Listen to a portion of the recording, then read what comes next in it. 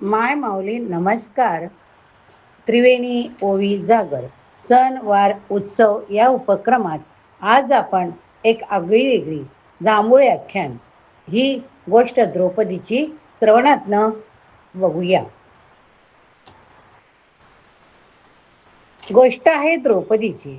तिने आपद धर्म म्हणून 5 पतीशी विवाह केला. किती पतीशी? 5 पतीशी विवाह केला. पण तरी तिला पतिव्रता हा दर्जा दिला गेला.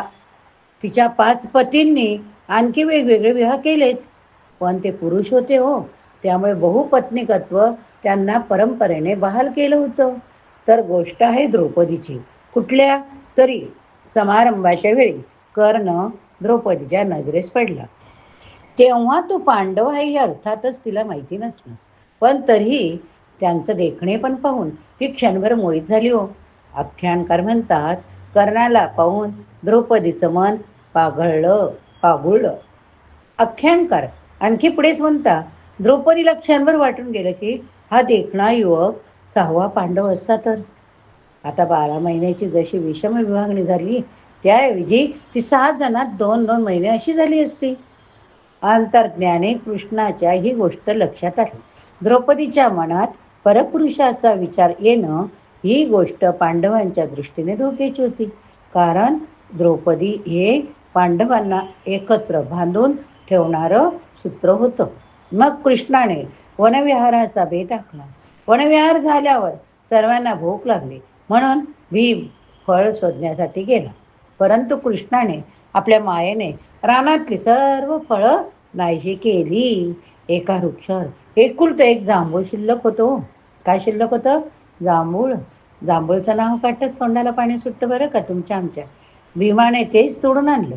त्या वनात कोणी एक ऋषी तप करीत होते आणि 12 वर्षाचं तप पूर्ण झाल्यानंतर खाण्यासाठी म्हणून त्याने ते जांभूळ राखून ठेवलं होतं. असं शुभ वर्तमान कृष्णाने सर्वांच्या कानी घातलं. आता पांडवांच्या घाबरट पसरली. जांभूळ जागेवर दिसलं नाही तर ऋषींचा कोप होणार. कृष्णाने सांगितलं की तुमच्यापैकी ज्याचं मन स्वच्छ, ज्याच्या मनात कधीच परपुरुषाचा परस्त्रीचा विचार आलेला नसेल, त्याने मनापासून प्रार्थना करावी. जांभूळ आपोआप झाडाला जाऊन चिकटेलं. म्हणजे आता तेथे द्रौपदीपेक्षा योग्य व्यक्ती नाहीच कोणी. सगळ्यांच्या नजर आता द्रौपदीकडे.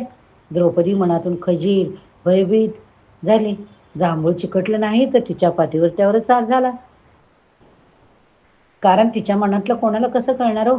कारण काही क्षणापुरता का होईना, पण कर्णाचा विचार तिच्या मनात आलाच होता. तिने मनोमन कृष्णाची करुणा भाकली. कुणाशी चूक होणार नाही अशी मनोमन कबुली दिली आणि हात जोडून प्रार्थना केली. आणि काय आश्चर्य हो, जांभूळ परत झाडाला चिकटलं, पण उलट्या बाजूने. द्रौपदीला तिच्या चुकीची सतत आठवण राहावी यासाठी कृष्णाने केलेली ही योजना होती बरं का. बघा किती छान योजना कशी केली. म्हणजे एका अर्थी उलट जांभूळ हे पापाचं प्रतीक, म्हणून त्याला देवाच्या पूजेत उपवासाच्या फळामध्ये स्थान नाही. आख्यानकार आणखी सांगतात, जांभूळ खाल्लेलं लपवता येत नाही, कारण जीभ जांभळी होते हो. थोडक्यात केलेलं पाप लपत नाही. काय? कुठल्याही काही केलं कोणाला माहीत नाही, कोणाला दिसत नाही असा आपण विचार करतो, पण ते क्षणभर केलेलं पाप सुद्धा लपत नाही हे लक्षात घ्या. म्हणून जर समजा तुमच्या हातून काही चूक झाली असेल, ती कबूल केली तर मनातली खळखळ निघून जाते.